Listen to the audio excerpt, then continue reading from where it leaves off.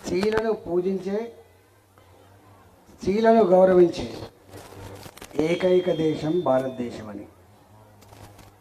మన దేశం స్త్రీలను పూజించే దేశం. శక్తిపీఠాలు ఎవరు వాళ్ళు? మనం పూజించే ప్రతి శక్తిపీఠం మహిళనే.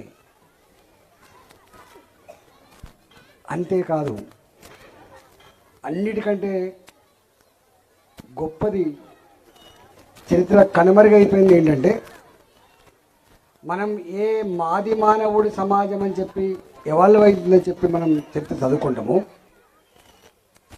మనది ఇప్పుడు పితృస్వామిక వ్యవస్థ అని చెప్పి మాట్లాడుకుంటున్నాము.